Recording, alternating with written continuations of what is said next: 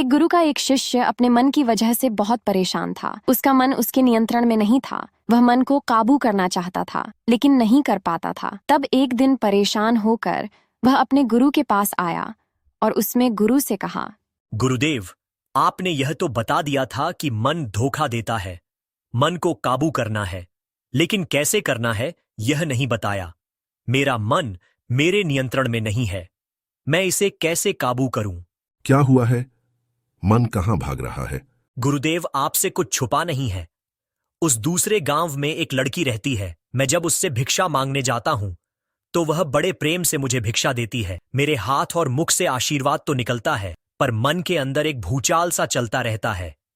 मेरी आंखें नियंत्रण में नहीं रहती। वह उसमें कुछ देखना चाहती है और मुझे ऐसा लगने लगता है जैसे मैं कोई हवस का पुजारी हूं। मैं जानता हूं कि एक सन्यासी के लिए यह उचित नहीं है। अच्छा, तो तेरा मन उसमें क्या देखने के लिए करता है? क्या देखना चाहता है? गुरुदेव कहते, अच्छा नहीं लगता। आप जानते हैं कि मन क्या चाहता है। अच्छा, ठीक है, तो फिर तुम एक काम करो, अपने मन को नियंत्रण में करो, मन पर काबू रखो। पर कैसे गुरुदेव? जो मन कहता है वह मत करो, बस इतना ही तो करना है। शिष्य गुरु की बात मानकर चला गया और एक दिन वह फिर से गुरु के पास आया। गुरु ने शिष्य को देखा और कहा, अरे शिष्य, यह तुम्हारे गाल लाल कैसे हो गए? कहीं से थप्पड़ खाकर आए हो क्या?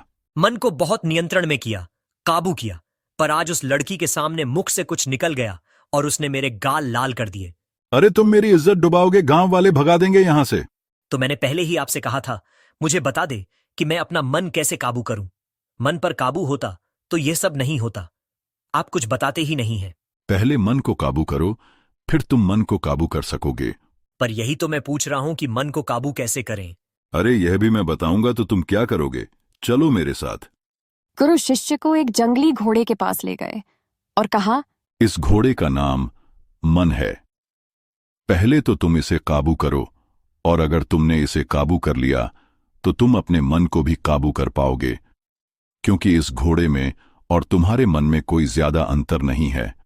शिष्य ने गुरु की तरफ देखा और कहा, ऐसे है तो मैं अभी काबू कर लेता हूं।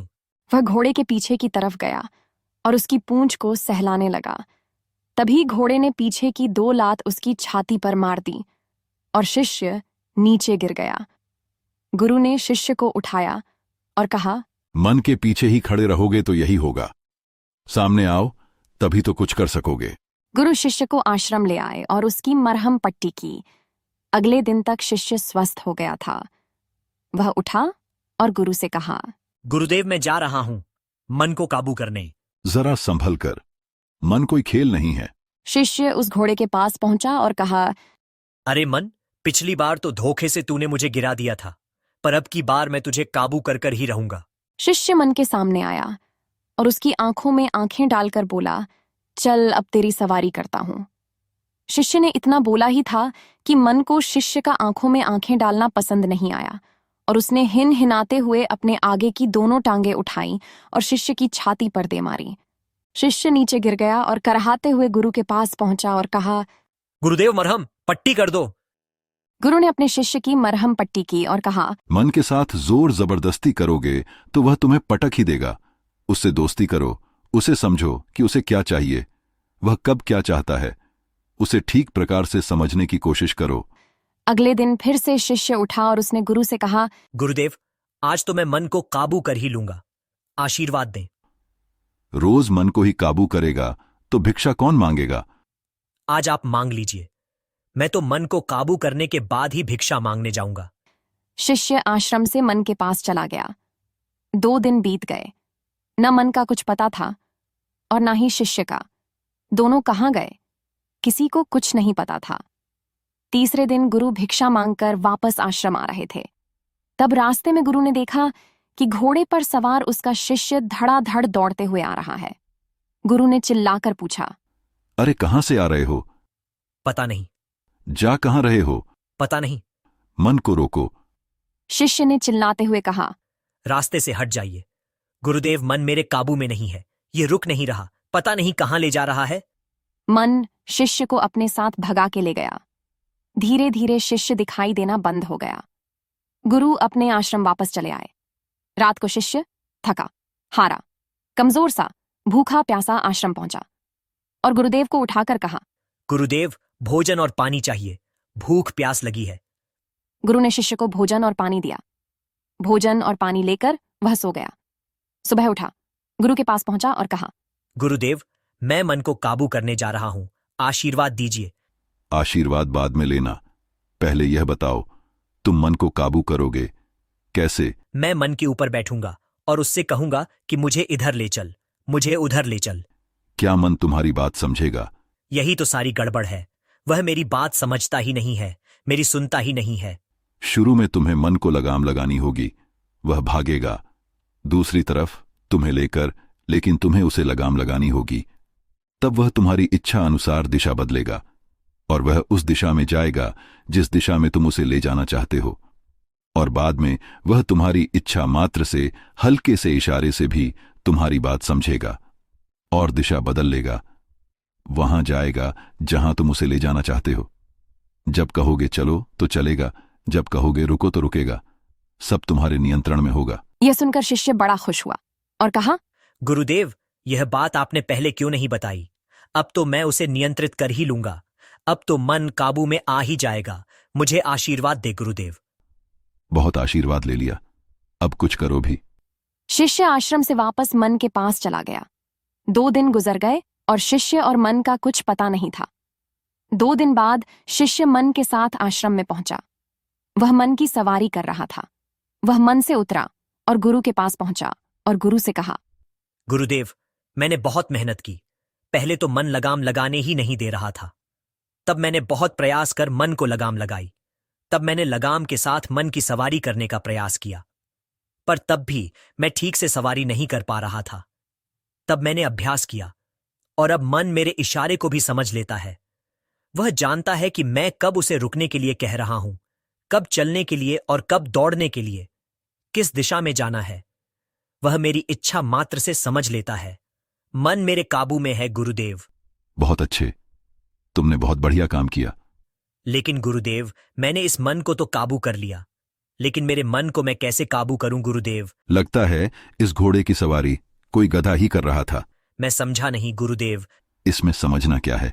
जैसे तुमने इस मन को काबू किया है, ठीक वैसे ही तुम्हें अपने मन को काबू करना है। थोड़ा समय लगता है, लेकिन हो जाता है। अभ्यास जरूरी है। गुरु की बात सुन शिष्य की जैसे अकल ठिकाने आ गई और उसने कहा, मैं समझ गया मुझे क्या करना है।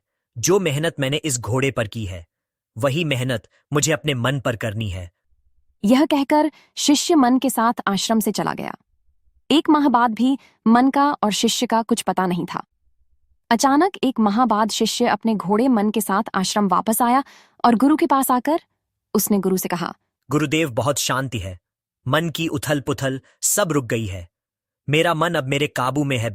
बहुत अच्छे, मुझे तुमसे ऐसी उम्मीद नहीं थी। तुमने यह कर दिखाया। तुमने बहुत मजे ले लिए। चलो अब यह दान पात्र पकड़ो और भिक्षा मांग कर लाओ। शिष्य ने भिक्षा पात्र पकड़ा और मन पर सवार होकर दूसरे गांव की ओर निकल पड़ा। वह सीधा उस लड़की के घर पर पहुंचा जिसने उसे थप्पड़ मारा था। तब वह लड़की अपनी सहेली के साथ द्वार पर ही खड़ी थी। उसे देखकर दोनों लड़कियां आपस में खुसर पुसर करने लगीं, मगर उस शिष्य पर इसका कोई असर नहीं हुआ। चेहरे पर असीम शांति लिए हुए वह उस लड़की की सहेली के पास पहुंचा और कहा, बहन, क्या भिक्षा मिलेगी? यह सुनकर वह लड़की भीतर गई और कुछ भिक्षा ले आई। तब उसने उस लड़की से कहा जिसने थप्पड़ मारा था, बहन, क्या भिक्षा मिलेगी? वह लड़की भीतर गई और कुछ भिक्षा लेकर आई और उसके भिक्षा पात्र में डाल दिया। उस लड़की ने शिष्य की तरफ देखा और उसको 2 थप्पड़ लगा दिए और कहा, मैं तुमसे प्रेम करती हूँ और तुम मुझे बहन कह रहे हो। बाहर खड़ा मन एक घोड़ी को देखकर बिदक गया। मन की आवाज सुनकर वह शिष्य मन की तरफ भागा। मन नियंत्रण में नहीं था। वह उस घोड़ी की तरफ भागने की कोशिश कर रहा था। शिष्य ने मन की लगाम थामी, लेकिन मन था कि काबू में आने के लिए तैयार नहीं था। उसने शिष्य को अपने ऊपर से गिरा दिया। तब शिष्य ने फिर से उसकी लगाम थामी और उसके सामने आ गया। उसने मन की आंखों को ढक लिया और उसके माथे पर अपना सर रख दिया और उसको धीरे से सहलाने लगा। शिष्य ने गहरी सांस ली। धीरे धीरे मन शांत हो गया वह शिष्य उस लड़की के पास गया और कहा, बहन, मैं सन्यासी हूं। मेरे लिए यह उचित नहीं है। मेरा रास्ता कुछ और है। पहले मैं कुछ भटक गया था और अब मैं रास्ते पर हूं। मैं आपसे क्षमा चाहूंगा। यह कहकर वह वापस आश्रम आ गया और गुरु के पास पहुंचा और गुरु को सारी बात बताई और कहा, गुरुदेव, मेरा मन मेरे नियंत्रण में था, पर उस लड़की की बात सुनकर कुछ समय के लिए मेरा मन भटक गया था। वह मेरे नियंत्रण में नहीं आ रहा था। ऐसा क्यों हुआ गुरुदेव? मन कुछ नहीं करता। मन केवल वह तुम्हारी इच्छाओं की पूर्ति के लिए प्रयास करता है। तुम्हारी जैसी इच्छा होती है, वह वैसे ही पूर्ति के सपने दिखाता है, रास्ते खोलता है और इच्छाओं की पूर्ति के लिए प्रेरित करता है। तुम अच्छी बात सोचोगे तो वह उन अच्छी बातों को पूरा करने के लिए तुम्हें प्रेरित करेगा, तुम्हें सपने दिखाएगा, तुमसे वह काम कराएगा जिसके लिए तुम सोच रहे हो और इच्छाओं की पूर्ति करेगा। और अगर तुम वही बुरी बातें सोच रहे हो तो इन बातों के लिए भी वह वैसा ही करेगा, उनकी पूर्ति के लिए पूर्ण प्रयास करेगा। जब तक कि वह पूरी ना हो जाए वह तुम्हें प्रेरित करता रहेगा। सारा दोष हम मन को दे देते हैं, पर मन की इसमें कोई गलती नहीं है। वह केवल तुम्हारी इच्छाओं की पूर्ति का प्रयास करता है। वह अंधा है। वह तुम्हारी आंखों से देखता है, वह तुम्हारे कानों से सुनता है, वह तुम्हारे जवां से स्वाद लेता है, वह तुम्हारे पैरों से चलता है और वह तुम्हारे हाथों से छूता है। बाहर से सभी चीजें तुम ही उसमें डालते हो। जो तुम डालते हो वैसा ही परिणाम वह तुम्हें देता है। फिर तुम परेशान होते कि मन तुम्हारे नियंत्रण में नहीं, काबू में नहीं। बन खाली घड़े जैसा है। स्वच्छ पानी डालोगे तो स्वच्छ पानी ही मिलेगा, मैला पानी डालोगे तो मैला पानी ही मिलेगा। गुरुदेव, आपका बहुत धन्यवाद। मैं समझ गया हूं कि मन को काबू ही नहीं करना है, बल्कि अपने आप को भी काबू में रखना है। मन को वासना का चारा मिले तो वह बहक सकता है। इसलिए हमेशा ध्यान करके ध्यान रखना है, जागृत रहना है।